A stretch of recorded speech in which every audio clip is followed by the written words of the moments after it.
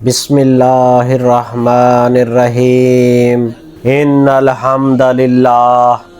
اے اللہ، تو جانتا ہے کہ ہماری یہ تحریک نہ حکومت حاصل کرنے کے لیے ہے اور نہ دنیاوی مال و متاع کے لیے ہے، بلکہ اس لیے ہے کہ تیرے دین کی نشانیوں کو زندہ کریں، تیرے شہروں میں اصلاح قائم کریں اور تیرے مظلوم بندوں کو امن فراہم کریں اور تیرے احکامات پر عمل کریں۔ مکہ، اللہ کا گھر، امن کی سرزمین، وہ شہر جہاں پرندے تک محفوظ سمجھے جاتے تھے، مگر 60 ہجری میں حالات بدل چکے تھے۔ فضا میں حج کی خوشبو تھی، دنیا کے کونے کونے سے قافلے بیت اللہ کی طرف چلے آ رہے تھے، لبیک اللہم لبیک کی صدائیں بلند ہو رہی تھی، مگر اس مقدس شہر میں ایک اور کہانی بھی لکھی جا رہی تھی، ایک ایسی کہانی جس کے ہر صفحے پر درد، نگرانی، دباؤ اور سازش درج تھی۔ امام حسین مکے میں تھے، رسول اللہ کے نواسے، جگر گوشہ فاطمہ، فرزند علی۔ لوگ جوک در جوک آپ سے ملنے آتے، سوال کرتے، دین کے احکامات پوچھتے، دین کے فرائض سیکھتے، نصیحت سنتے، محبت کا اظہار کرتے، لیکن دوسری طرف حکومت کے ایوانوں میں بے چینی بڑھتی جا رہی تھی۔ وہ کبھی ترغیب دیتی، کبھی دھمکایا جاتا اور کبھی طاقت کے استعمال کا اشارہ دیا جاتا۔ امام جانتے تھے کہ یہ مسئلہ صرف بیعت کا نہیں، بلکہ حق اور باطل کے درمیان ایک فیصلہ کن معرکہ قریب آ چکا ہے۔ جتنا لوگوں کا رجحان امام حسین کی طرف بڑھتا، اتنا ہی حکومت کا خوف بڑھتا جاتا۔ مکہ کے گلیوں میں صرف زائر اور حاجی ہی نہیں تھے، حکومت کے جاسوس بھی تھے۔ امام سے ہر ملنے والے پر نظر رکھی جاتی تھی، جانے والوں کی خبریں لکھی جاتی تھیں، کون امام سے ملا، کیا بات ہوئی، کتنی دیر بیٹھا رہا، کہاں سے آیا، کہاں گیا، ہر خبر جمع کی جا رہی تھی۔ امام حسین کے خلاف پروپیگنڈا بھی کیا جا رہا تھا۔ سرداران قبائل اور مکہ کے سرداروں کو بھیجا جاتا کہ حسین ابن علی کو بیعت پہ آمادہ کیا جائے۔ کچھ لوگ ڈرانے کے لیے آتے کہ حکومت کے سامنے کھڑے ہونا خطرناک ہے، کچھ کھلے الفاظوں میں دھمکیاں دیتے تھے، لیکن امام حسین جانتے تھے کہ مسئلہ صرف بیعت کا نہیں۔ اگر بات صرف بیعت تک محدود ہوتی تو اتنا دباؤ کیوں، اتنی نگرانی کیوں، اتنی بے چینی کیوں ہوتی؟ وقت گزرتا گیا، ادھر یزیدی حکومت ہر گزرتے دن کے ساتھ زیادہ سخت اور زیادہ بے قرار ہوتی جا رہی تھی۔ پھر وہ خبریں پہنچنا شروع ہوئی جنہوں نے صورتحال کو انتہائی خطرناک بنا دیا۔ عین حج کے دنوں میں آپ کو معلوم ہوا کہ یزید نے ایک مکار لشکری گروہ بھیجا ہے جو حاجیوں کے بیس میں آیا ہے، احرام پہن کے آیا ہے، جنہیں حکم دیا گیا ہے اگر حسین غلاف کعبہ کے پیچھے بھی ملے انہیں وہیں قتل کر دیا جائے۔ بعض تاریخی روایت کے مطابق یہ منصوبہ حج کے دنوں میں پورا کیا جانا تھا تاکہ ہجوم میں قاتل پہچانے نہ جا سکیں۔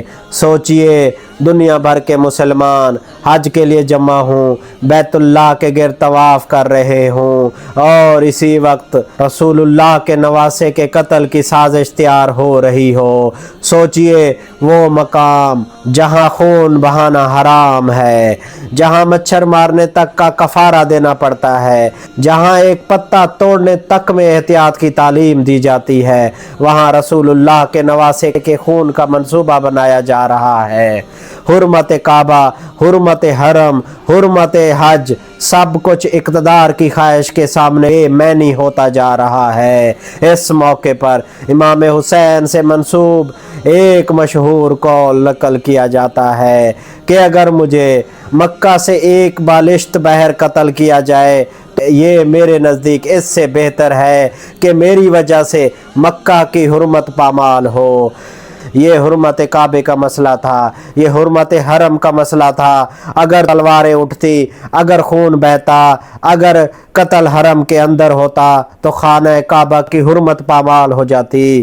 इमाम हुसैन ने हालात की संगीनी और हुर्मत बैतुल्लाह को सामने रखते हुए फैसला किया कि अब मक्के को भी छोड़ दिया जाए। मक्का छोड़ने से एक दिन पहले 7 ज़िलहज्जा को बैतुल्लाह में फर्जंदे रसूल ने एक अजीम शान खुतबा दिया। बिस्मिल्लाहिर्रहमानिर्रहीम। अल्लाह की हम्द व सना के बाद औलाद आदम पर मौत इस तरह लिख दी गई है जैसे जवान लड़की के गले में हार खूबसूरत मालूम होता है, और मुझे अपने बुजुर्गों से मिलने का ऐसे ही शौक़ है जैसे याकूब को यूसुफ से था। मेरे लिए एक कत्लगाह मुकर्रर कर दी गई है जिससे मैं ज़रूर मुलाकात करूँगा। गोया मैं देख रहा हूँ कि करबला और नवावेस के दरमियान बयाबान के भेड़िए मेरे जिस्म के टुकड़े टुकड़े कर रहे हैं और अपने भूखे पेट भर रहे हैं। कलम तकदीर से लिखे हुए दिन से कोई फरार नहीं। अहल बैत की रज़ा अल्लाह की रज़ा है। हम उसकी आजमाइशों पर सब्र करते हैं और वो हमें सब्र करने वालों का अजर अता फरमाएगा।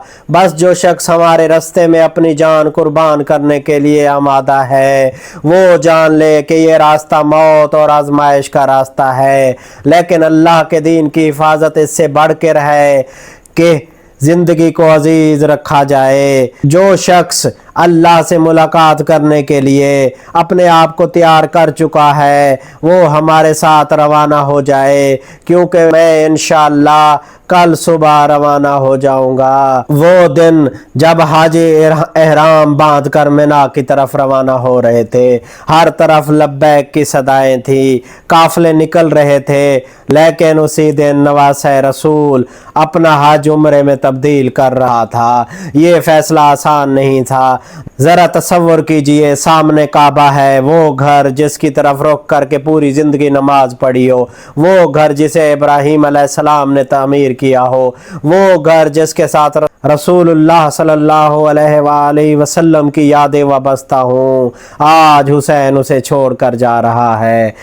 मक्के की गलियां पीछे रह गई हैं, बैतुल्लाह नज़रों से ओझल हो गया है, हाजियों के काफिले मिना की तरफ बढ़ रहे हैं।